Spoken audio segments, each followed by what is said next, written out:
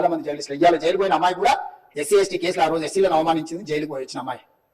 ఎవరు జర్నలిస్ట్ అని అడగదలుచుకున్న అధ్యక్ష జర్నలిస్టులని వేదిక మీద వచ్చి ఐఎన్పిఆర్ లేకపోతే డిఏవిపి ఆమోదించిన పత్రికలు ప్రసార సాధనాలు వాళ్ళు ఇచ్చే ఐడి కార్డులు ఉన్న వాళ్ళు జర్నలిస్టులా? ఎవరి పడితే వారికి ఏదో ఒక ట్యూబ్ పెట్టుకొని మమ్మల్ని ఇష్టం రాజ్యంగా అధ్యక్ష ప్రజా జీవితంలో ఉన్నాం కాబట్టి నిజంగా ఓపిక పడుతున్నాం అధ్యక్ష. రక్తం మరుగుతుంది. ఏంది భాష అది అధ్యక్ష? కుటుంబ సభ్యులను అంతేసి మాటలు అంటుంటే అసలు మీరు మనుషులా నేను వాళ్ళని అడగదలుచుకున్నా అధ్యక్ష. మీకు భార్య బిడ్డలు లేరా? తల్లిదండ్రులు లేరా? మీ అమ్మనో నీ చెల్లినో నీ భార్యనో ఈ రకంగా మాట్లాడితే నువ్వు ఇంత వాళ్ళని అడుగుతున్న ట్విట్టర్లో పెట్టినోని అరెస్టును ఖండించినోని. నా భార్య నా బిడ్డను పెడితే నాకు నొప్పి అవుతుంది కానీ నీకు ఒక ఆడపిల్లను అవమానిస్తుంటే నీకు నొప్పి కాదా? ఏ సంస్కృతిలో ఉన్నారని నేను అడుగుతున్నా అధ్యక్ష. కోరికలు తీస్తే అధ్యక్ష ముఖ్యమంత్రి ఎత్తున ఒకరిని బట్టలు పొడిచి రోడ్డు మీద తిప్పిస్తా అధ్యక్ష. రాజకీయాలు ప్రజా జీవితంలో ఉన్న మేము విమర్శించండి, విశ్లేషించండి, మా గురించి మాట్లాడండి. ఆడబిడ్డల గురించి ఇంట్లో ఉన్న ఆడవాళ్ళ గురించి మాట్లాడే సంస్కృతి ఎక్కడి నుంచి వచ్చింది అధ్యక్ష? తెలంగాణ సమాజం ఇదేనా? రజాకారులకు, నిజాంలకు, భూస్వాములకు, పెత్తందారులకు వ్యతిరేకంగా పోరాటం చేసిన స్ఫూర్తి ఓ రామచంద్ర గౌడ్, కొమరం చాకలి అయినమ్మ, ఈ ప్రాంతంలో దొడ్డి కుమరయ్య, ఓ సర్దార్ సర్వాయి పాపన్న గౌడు ప్రాతినిధ్యం వహించిన ప్రాంతం ఇది అధ్యక్ష. ఇది ఒక చైతన్యమైన ప్రాంతం. ఈ చైతన్యమైన ప్రాంతంలో ఎదిరించి నిలబడ్డాడు మునగాడు. ఆధిపత్యాలకు వ్యతిరేకంగా నిలబడి కొట్లాడిన గడ్డ ఇది. ఈ సంస్కృతిని మొత్తం సర్వనాశనం చేసి ఒక విష సంస్కృతిని నోటికి వచ్చింది మాట్లాడి వాటిని పోస్టు చేయించి ఏం పైశాచికానందమని నేను అడుగుతున్నా అధ్యక్ష. వాళ్ళు తిట్టిన నా పేరు తీసి మీ పేరు రాసుకున్నారా? మీకు అన్నం నిలబడితే నేను చూస్తా.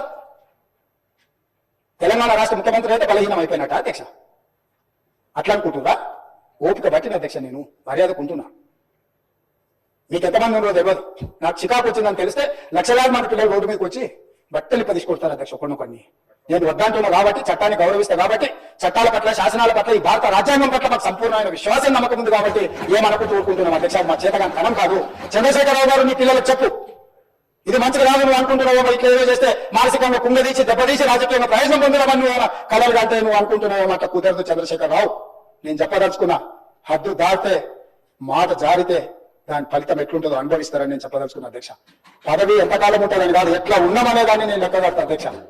ఆత్మగౌరవం చంపుకుని పదవి కోసం లాలూచిపడి దిగజారే రాజకీయాలు నేను చేయను అధ్యక్ష. ఉన్నంత కాలమే ఉంటా, నిటారుగుంటా, నికాసుకుంటా. ఏది పడితే అది మాట్లాడితే ఇక నుంచి ఊరుకొని నేను చెప్పదలుచుకున్నా. మీరు అనుకుంటున్నాం ఏది పడితే అది బాగా మాట్లాడితే చనిపోద్ది, లేకపోతే కోర్టు పోతే బెయిల్ వస్తుంది, లేకపోతే ఈడిపోతే అది వస్తుంది, ఆడిపోతే ఇది వస్తుంది, మానసికంగా మమ్మల్ని దెబ్బతీసి ప్రయోజనం పొందాలని. నమస్తే. తెలంగాణ ముఖ్యమంత్రి రేవంత్ రెడ్డి గారు ఇవాళ సోషల్ మీడియాని, యూట్యూబ్ ఛానల్ని ఉద్దేశించి చేసిన వ్యాఖ్యలు దుమారం రేపుతున్నాయి. తమాషా చేస్తున్నారు, బట్టలిప్పి కొడతా.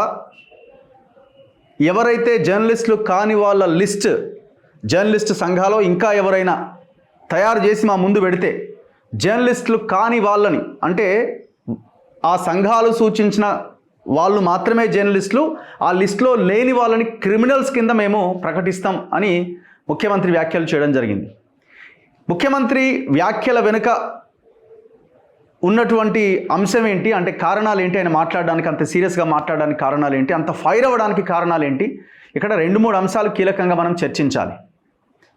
ఇవాళ ముఖ్యమంత్రి మాట్లాడడానికి ప్రధానమైన కారణం కేటీఆర్ ఆధ్వర్యంలో నడిచే 1-2 ఛానళ్ళు, వాళ్ళు మాట్లాడిన విధానము, వాళ్ళు మాట్లాడించిన విధానము, వాళ్ళు ప్లే చేసిన వీడియోలు ముఖ్యమంత్రిని, ముఖ్యమంత్రి కుటుంబాన్ని డైరెక్ట్గా అటాక్ చేస్తూ బూతులు మాట్లాడించిన వీడియోలు కొన్ని అప్లోడ్ చేశారు వాళ్ళ ఛానల్స్లో.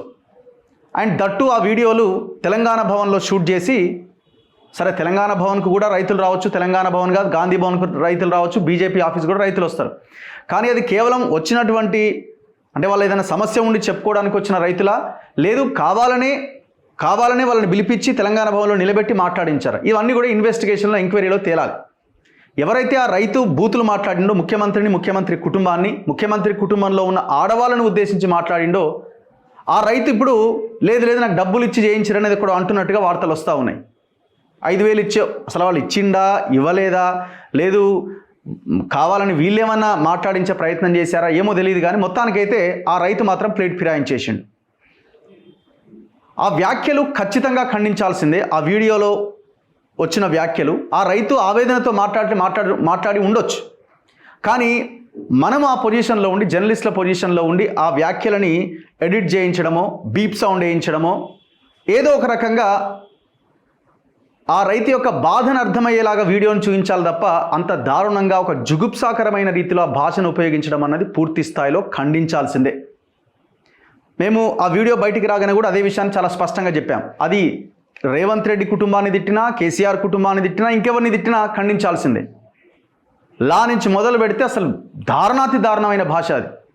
ముఖ్యమంత్రి ఆవేశంగా మాట్లాడడంలో అర్థం ఉన్నది, కానీ మాట్లాడదాం. ఆ కానీ అన్నదానికి ఎక్కడన్నది మాట్లాడదాం. మరి మీరు ఒక మాట అన్నారు, ఈ సంఘాలు కానీ యూనియన్లు కానీ ఇంకెవరైనా కానీ సూచించిన ఆ జర్నలిస్టుల లిస్ట్ను ప్రకటిస్తే ఆ జర్నలిస్టులు కాని వాళ్ళని మేము క్రిమినల్స్గా ప్రకటిస్తామని ఒక స్టేట్మెంట్ ఇవ్వడం జరిగింది. అంటే ఇంకా ఒకటే తడవుగా ఒకటే లైన్లో అందరినీ ఒకే ఘాటిన కట్టే ప్రయత్నం ఏమైనా చేస్తున్నారా? మీరు మీ స్పీచ్లో అనాల్సి ఉండే, బీఆర్ఎస్ పార్టీకి చెందిన మీడియా అనాల్సి ఉండే, బీఆర్ఎస్ పార్టీ కేటీఆర్ స్థాపించిన ఒక 30-40 ఛానళ్ళను అనాల్సి ఉండే. నిజాయితీగా న్యూట్రల్గా ఇప్పుడు ఇవాళ రేపు మీడియా కానీ ఇప్పుడు శాటిలైట్ ఛానల్సే ఈ పార్టీకి ఆ పార్టీకి వంతపాడుతూ కథనాలు రాస్తూ ఉన్నాయి. ఎవడు పైసలు ఇస్తే వాళ్ళకి కథనాలు రాస్తూ ఉన్నాయి. అంతో ఇంతో గట్టిగా నిలబడుతున్నది కేవలం సోషల్ మీడియా, యూట్యూబ్ ఛానల్సే. న్యూట్రల్గా ఉన్నవి, ప్రజల పక్షాన నిలబడ్డవి, ప్రజల సమస్యలను చూపిస్తున్న ఒకవైపున ఉన్నాయి. పార్టీలు స్థాపించిన ఛానల్స్ ఇంకొక వైపున ఉన్నాయి, కాదనట్లేదు. మీరు తిట్టుకుంటే వాళ్ళని తిట్టుకోండి, ఆ యాజమాన్యాలను, ఆ పార్టీని తిట్టుకోండి, ఇబ్బంది లేదు. అండ్ ఆ పార్టీ ఛానలే స్థాపించిన అందులో పనిచేసే కొంతమంది జర్నలిస్టులు ఉంటారు, పాపం అమాయకులైన కేవలం ఉద్యోగం కోసం పనిచేసే వాళ్ళు కూడా కొంతమంది ఉంటారు. వాళ్ళ తప్పు కూడా అక్కడ ఏమి ఉండదు. ఎవరైతే ఆ యాజమాన్యం ఉందో, ఎవరైతే ఆ ఛానల్ స్థాపించారో వాళ్ళది పూర్తి బాధ్యత ఉంటుంది. అది బీఆర్ఎస్ పార్టీ అయి ఉండొచ్చు. మీరు చెప్తున్నటువంటి భాషలో వాళ్ళని తిట్టుకోండి. ముఖ్యమంత్రి మాట్లాడిన దాంట్లో ఒక 50% మేము దాన్ని యాక్సెప్ట్ చేస్తున్నాం. ఆ రకమైన భాష, ఆ రకమైన బూతు మాటలు మాట్లాడడం అనేది జర్నలిజం కాదు, ఖచ్చితంగా ఖండించాల్సిందే. దాంట్లో రెండో ఆప్షన్కి అవకాశం లేదు. మరి మాలాంటి వాళ్ళము ఇంకొక వైపున న్యూట్రల్గా మాట్లాడుతున్న మీరు అనొచ్చు, మిమ్మల్ని అన్నమా అని మీరు అనొచ్చు. కానీ మొత్తాన్ని ఒకే ఘాటిన కడుతున్నటువంటి సందర్భంగా కనిపిస్తూ ఉన్నది చాలా సందర్భాల్లో. ఆ గొట్టమని, ఈ గొట్టమని, ఈ ఛానల్ అని, ఆ ఛానల్ అని. సుప్రీంకోర్టు గైడ్లైన్స్ ఉన్నాయండి. రీసెంట్గా వచ్చిన జడ్జిమెంట్స్లో సుప్రీంకోర్టు కూడా చాలా స్పష్టంగా చెప్పింది. డిజిటల్ మీడియాని కూడా వాళ్ళు ప్రామాణికంగా తీసుకున్నారు. డిజిటల్ మీడియాని కూడా, యూట్యూబ్ ఛానల్ అని కూడా, ఆ ఛానల్లో వచ్చిన వీడియోల మీద కూడా ఇష్టం వచ్చినట్టుగా వాటి మీద చర్యలు తీసుకోవాల్సిన అవసరం లేదు అని కూడా సుప్రీంకోర్టు గైడ్లైన్స్ చాలా క్లియర్గా చెప్పింది రీసెంట్ జడ్జిమెంట్స్లో. ఇప్పుడు ఇవాళ మీ ప్రభుత్వం రావడానికి కూడా కారణం యూట్యూబ్ ఛానల్లే, సోషల్ మీడియాని. మీరు అంటున్నారు ఒక చట్టం తీసుకొస్తామని. 100% రాజ్యాంగం ప్రకారం, చట్టం ప్రకారం యూట్యూబ్ ఛానల్ అయినా మీడియా అయినా నడుచుకోవాల్సిందే. మీడియాకు కూడా పరిమితులు ఉంటాయి. అందరూ రాజ్యాంగానికి, చట్టాలకు లోబడి పనిచేయాల్సిందే. మరి ఎవరిని మీరు అంటున్నారు బట్టలు ఇప్పి తన్నాలి? ఎవరిని మీరు చాలా క్లియర్గా మెన్షన్ చేయండి. అందులో మేము అంటున్నది అదే. మీ ఆవేదనలో, మీ ఆవేశంలో అర్థం ఉన్నది. కానీ ఎవరిని అంటున్నారు మీరు? మొత్తం యూట్యూబ్ను ఒక గాడిన కట్టేస్తున్నారా? మీరు చాలా క్లియర్గా కేటగరైజ్ చేయండి. పార్టీల పక్షాన నిలబడే ఛానళ్ళ మీద మీరు మాట్లాడితే ఎవరైతే ఆ ఛానల్ నడిపిస్తున్నారో వాళ్ళ గురించి మాట్లాడండి. మీరు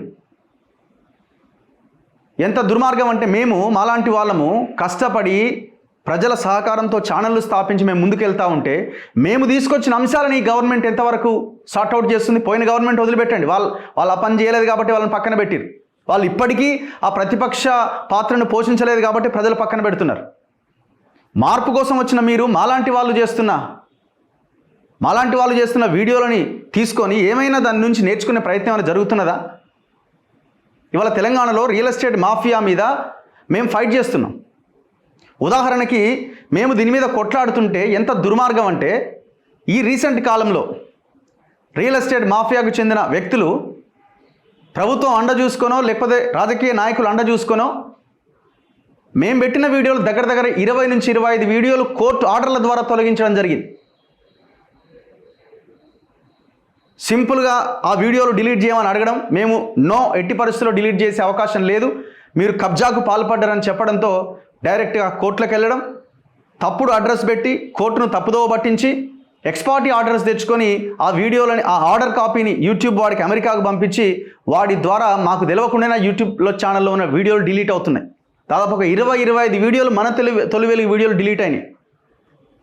ఇప్పుడు మేము సమస్యని లేవనెత్తిన వెంటనే ఆ కబ్జా అయిన చెరువులని రీస్టోర్ చేయడంతో పాటుగా ఆ మాఫియాని అరికడితే మీరు చర్యలు తీసుకుంటే ప్రజలకు ఉపయోగపడుతుంది కదా. మరి మాలాంటి వాళ్ళు చెప్తున్న విషయాలు మీరు ఎందుకు పరిగణలోకి తీసుకోవట్లే? మేము ఎగ్జాంపుల్స్తో సహా చెప్తున్నాం, ఆధారాలతో సహా మీ ముందు పెడుతున్నాం. ఇప్పుడు ఏ ఛానల్ ఇప్పుడు మీరు అంటున్న ఆ కేసీఆర్ బీఆర్ఎస్కి సంబంధించిన ఛానళ్ళు అపోజిషన్లో ఉన్నా వాళ్ళు కూడా వీటి మీద వీడియోలు చేయలేరు. మేము మాత్రమే చేస్తున్నాం. ఇవన్నీ ఆర్డర్స్ నిన్న మొన్న వచ్చింది 2025 IN number 396 of 2025 in the court of additional chief judge city civil court Hyderabad నుంచి వచ్చిన ఆర్డర్ ఇది. Between golden key ventures private limited and Manatoli Velugu Aadab Hyderabad ABN వాళ్ళకు కూడా పంపించినారు. సింపుల్గా వీళ్ళు ఏమంటున్నారు, డాకెట్ ఆర్డర్. అసలు ఇది నాకు ఒక నోటీస్ వచ్చింది లేదు, ఏం లేదు. డైరెక్ట్ ఆర్డర్ 6/3/2025 నాడు కోర్టు ఇచ్చినటువంటి ఆర్డర్.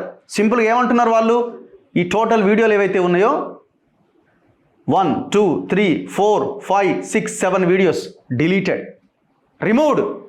విషయం ఏంటి? ఇదేమన్నా నిజాయితీ గల కంపెనీయా? మేమన్నా తప్పుడు సమాచారం ఇచ్చినామంటే విత్ ఎవిడెన్స్తో గ్రౌండ్కి వెళ్ళి కబ్జా అయిన మొత్తం రియాలిటీని ప్రజలకు చూపించే ప్రయత్నం చేసినాం.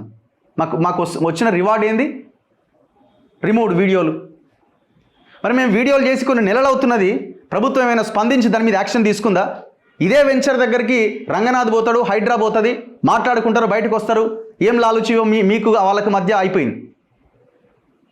మరి ఇప్పుడు ఎవరిని బట్టలు ఇప్పి కొట్టాలా?